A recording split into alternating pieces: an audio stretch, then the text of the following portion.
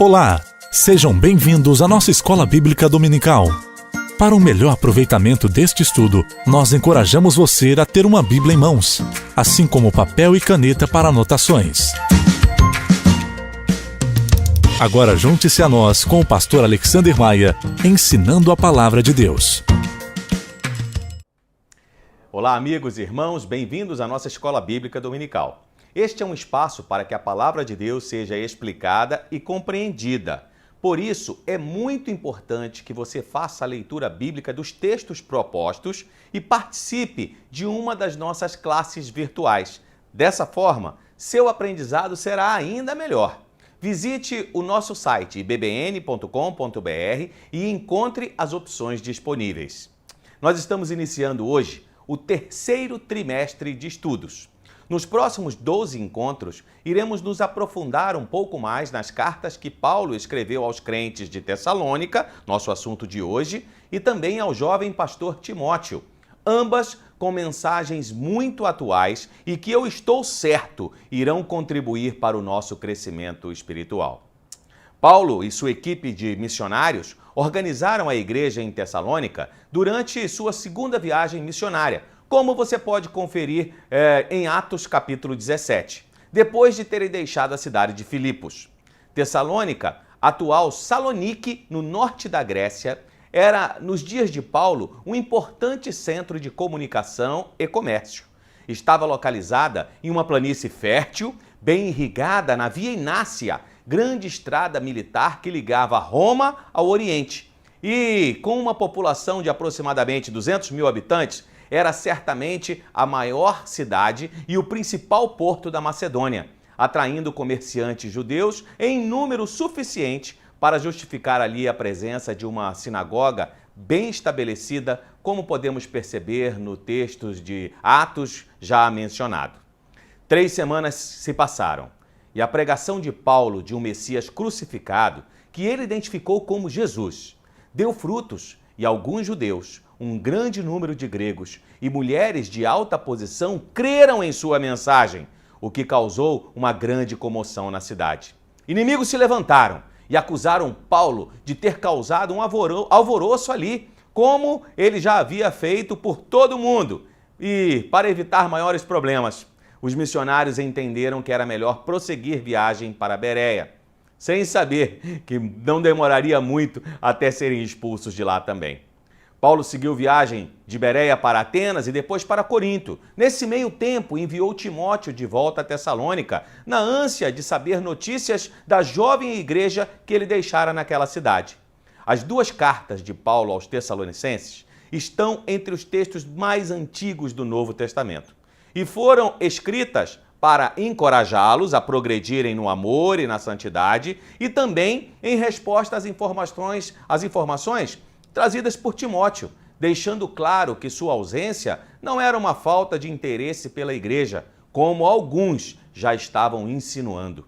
As notícias trazidas por Timóteo também sinalizavam alguma inquietação.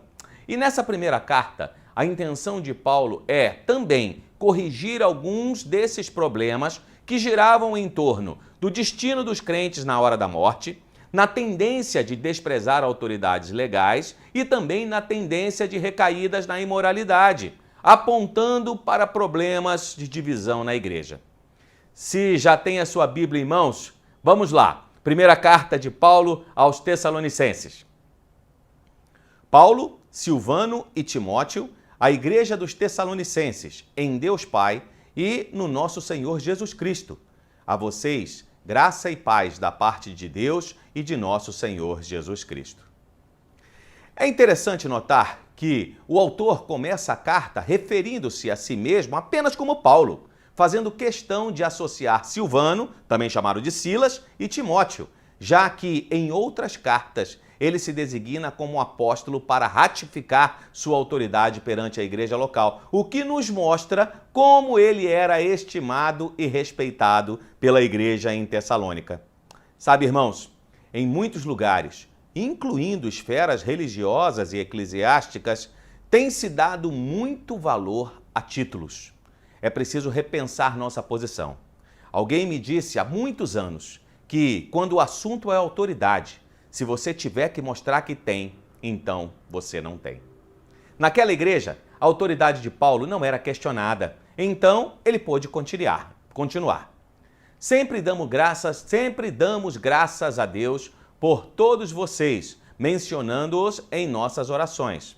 Lembramos continuamente diante de nosso Deus e Pai o que vocês têm demonstrado, o trabalho que resulta da fé, o esforço motivado pelo amor e a perseverança proveniente da esperança em nosso Senhor Jesus Cristo.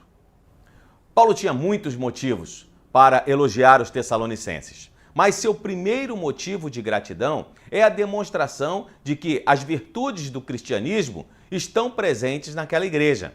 É a primeira vez que o apóstolo usa a tríade fé, amor e esperança. A fé em Cristo não é algo filosófico que só existe no campo das ideias. Não!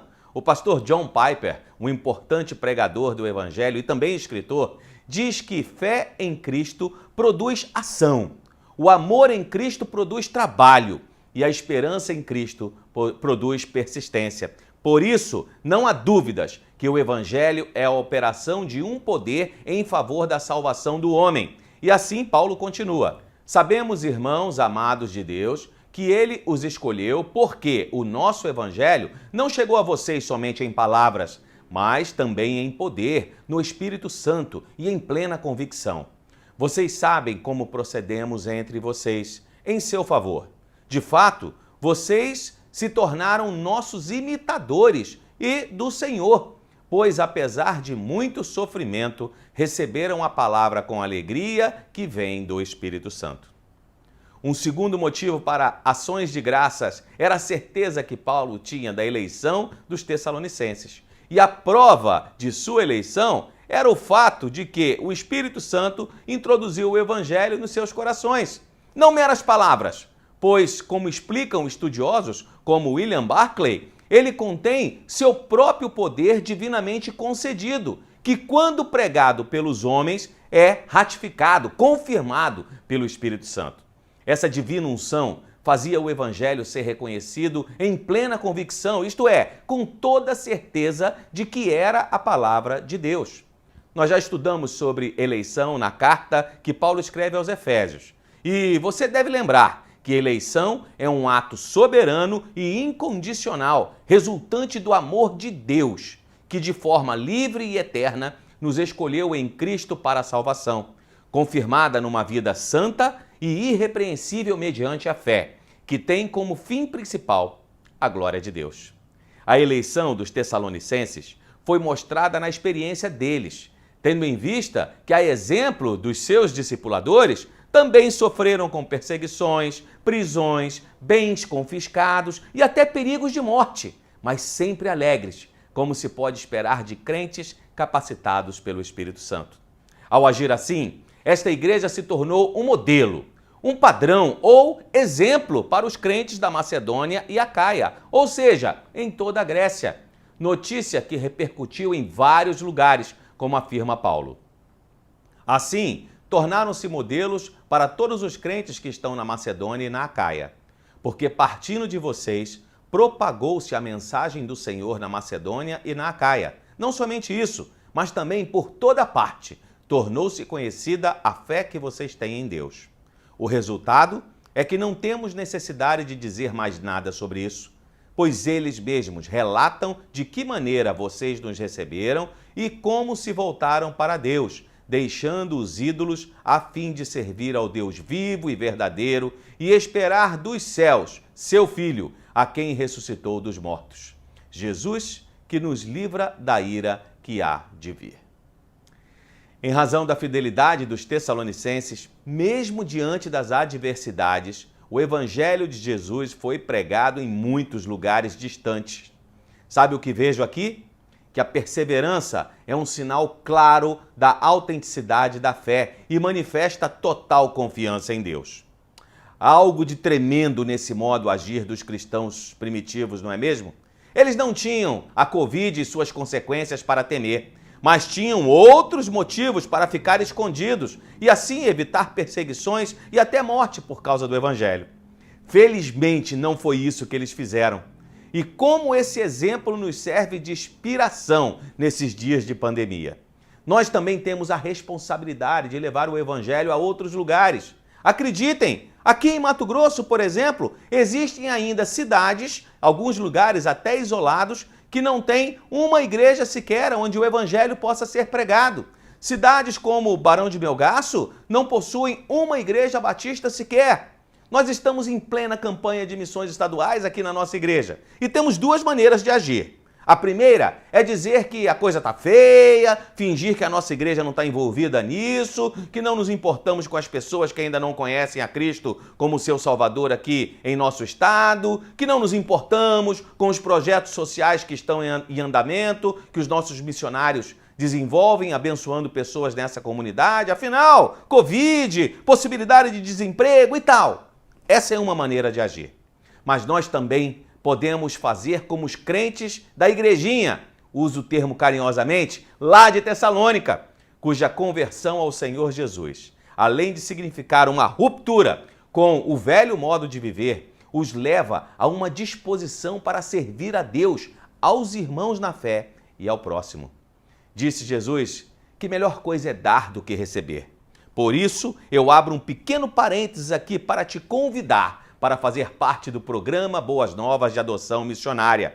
Você pode contribuir com qualquer valor, mas nossa sugestão é que você faça o compromisso de doar R$ 40 por mês. Todo esse valor é revertido para as nossas agendas missionárias e nos ajudam não só a sustentar os missionários, mas também a manter projetos sociais abertos nos mais diversas maneiras de assistência às pessoas, como, por exemplo, a Cristolândia, um projeto que cuida de drogaditos em situação de rua. O PEP, um programa de educação e alimentação de crianças carentes. E tantos outros projetos que são desenvolvidos pelos nossos missionários e que estão abençoando pessoas aqui em Mato Grosso, no Brasil e em vários lugares do mundo. Se você quiser participar, mande uma mensagem no telefone aqui abaixo ou um e-mail e eu te darei maiores informações a respeito, ok? Quero aproveitar para agradecer aos irmãos que já fazem parte desse programa de adoção missionária. Muito obrigado pela sua solidariedade e compromisso. Que o Senhor lhe retribua conforme a sua bondade e conforme as suas misericórdias. Vamos avançar um pouquinho mais? Capítulo 2, verso 1. Irmãos, vocês mesmos sabem que a visita que fizemos a vocês não foi inútil. Apesar de termos sido maltratados e insultados em Filipos, como vocês sabem, com a ajuda de nosso Deus, tivemos coragem de anunciar o Evangelho de Deus a vocês em meio a muita luta, pois nossa exortação não tem origem no erro, nem em motivos impuros, nem temos intenção de enganá-los. Ao contrário, como homens aprovados por Deus para nos confiar o Evangelho, não falamos para agradar pessoas, mas a Deus, que prova o nosso coração. Sob a superfície dessa passagem, circulam as calúnias contra Paulo, com que o atacavam seus inimigos de Tessalônica. Por isso, ele relembra as dificuldades por ocasião da sua visita e a integridade de suas motivações e conduta. O mundo antigo, gente, estava repleto de filósofos e homens santos que eram gananciosos e inescrupulosos. E alguns inimigos de Paulo estavam sugerindo que ele era um desses. Não temos nenhuma dificuldade para identificar Paulo como um pregador ungido e um ganhador de almas. Foi o maior teólogo, o maior evangelista do cristianismo, um missionário plantador de igrejas e um pastor zeloso e dedicado. Que grande inspiração para nós. O que Paulo quer dizer, claro, a seus leitores, é que a sua pregação não estava baseada em ilusões e não era um estelionato espiritual, cujo único objetivo é extrair vantagens das pessoas enganadas por falsos ensinamentos. Muito pelo contrário, Paulo fala como um homem aprovado por Deus, que conhece nossas motivações mais íntimas, e não por homens que só conseguem ver o exterior. E agora, apela para o conhecimento que os tessalonicenses tinham de seus métodos, e bem como para a onisciência de Deus, dizendo assim: vocês bem sabem que a nossa palavra nunca foi de bajulação, nem de pretexto para ganância. Deus é testemunha. nem buscamos reconhecimento humano, quer de vocês, quer de outros. Paulo nega que a sua motivação era obter estima e respeito.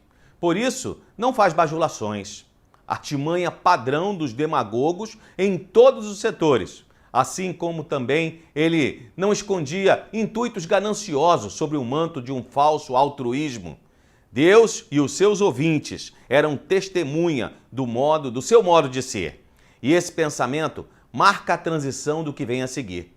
Os missionários geravam seu próprio sustento.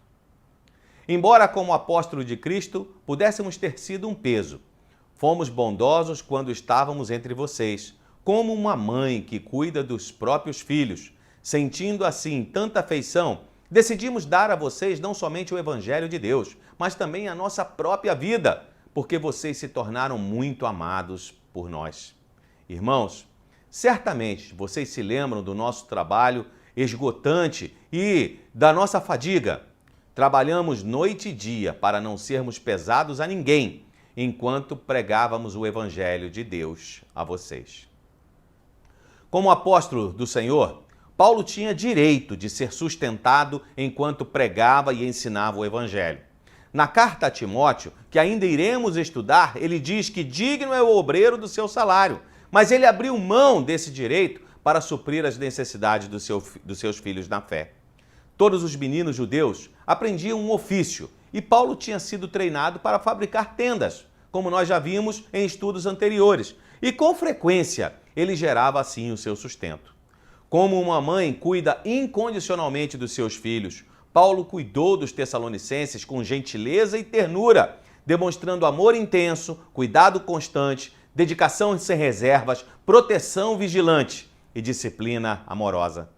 Tanto vocês como Deus são testemunhas de como nos portamos de maneira santa, justa e irrepreensível entre vocês, os que creem.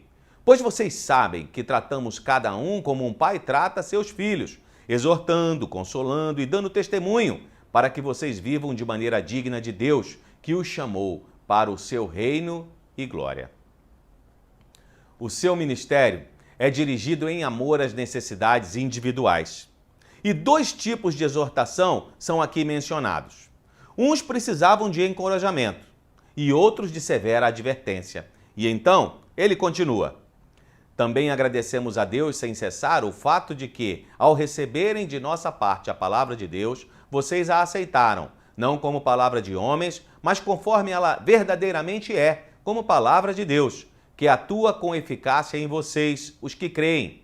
Porque vocês, irmãos, tornaram-se imitadores das igrejas de Deus em Cristo Jesus que estão na Judéia.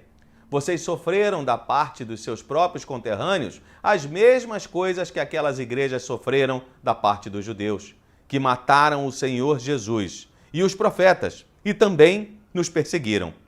Eles desagradam a Deus e são hostis a todos, esforçando-se para nos impedir que falemos aos gentios e estes sejam salvos. Dessa forma, continuam acumulando seus pecados. Sobre eles, finalmente, veio a ira. Embora transmitido por pessoas, o Evangelho vem de Deus e deve ser recebido como recebemos um hóspede, resultando em um poder ativo que continua atuando naqueles que continuam crendo, como Paulo afirma aqui. E depois se dirige aos judeus de maneira muito dura. Houve perseguição ao Evangelho e aos cristãos em Jerusalém, como houve também em Filipos, antes de Tessalônica, e depois em Bereia e outras cidades, o que torna ainda mais valiosa a vitória dos tessalonicenses. Antes de achar que Paulo é um antissemita, lembre-se que Jesus era judeu, assim como Paulo e muitos outros irmãos e irmãs espalhados pelo mundo à época de Paulo. Paulo não é contra o judeu, mas contra a sua resistência ao Evangelho. Paulo é contra a perseguição. Paulo é contra tratamentos desleais e as mentiras que eram por eles inventadas, ao instigar no mundo gentio a oposição ao Evangelho de Jesus, como aconteceu aqui em Tessalônica. A recompensa desses está nas mãos de Deus. É por isso, irmãos, que vale a pena pertencer à Igreja de Cristo Jesus. Mesmo perseguida, prejudicada e marcada por lutas e uma história dolorosa, a Igreja de Cristo sempre será uma igreja vitoriosa. E louvado seja o nosso Deus por isso. Que alegria podermos fazer parte de uma das agências do Reino de Deus aqui na Terra, enquanto cumprimos a sua ordem de proclamar o Evangelho e fazer discípulos em seu nome. Seja bem-vindo à Igreja Batista Boas Novas, uma dessas igrejas do Senhor Jesus. Feche seus olhos, eu quero orar com você. Amado Deus, nós queremos te dizer muito obrigado, mais uma vez nessa manhã, pelos ensinamentos que estão contidos aqui em Tua Palavra, Senhor. Muito obrigado, porque Tu nos ensina a sermos boas testemunhas do Teu Evangelho, Tu nos ensinas a responsabilidade, ó Deus, na proclamação do Teu Evangelho, Tu nos ensinas, ó Deus, com exemplos maravilhosos, como esse que Paulo compartilha conosco, acerca dos irmãos lá na igreja de Tessalônica, que nos dão aí inspiração, Senhor, e que nos mostram de maneira clara como ser uma igreja aprovada por Ti. A nossa oração nessa manhã é que o Teu Espírito Santo nos conduza a esse objetivo, Senhor, que sejamos nós, Igreja Batista Boas Novas, realmente uma igreja por Ti aprovada. Obrigado por esse privilégio de fazer parte da Tua família, de fazer parte da Tua igreja. Nos ajuda, Senhor, nas nossas dificuldades. Sabemos que ainda não somos perfeitos, à semelhança do Teu Filho amado Jesus Cristo, que é o nosso alvo, que é o nosso objetivo. Estamos nesse processo, Senhor, de sermos um pouquinho melhores a cada dia. E nós queremos então Te agradecer pelas oportunidades que temos tido de poder falar do Teu amor a outras pessoas.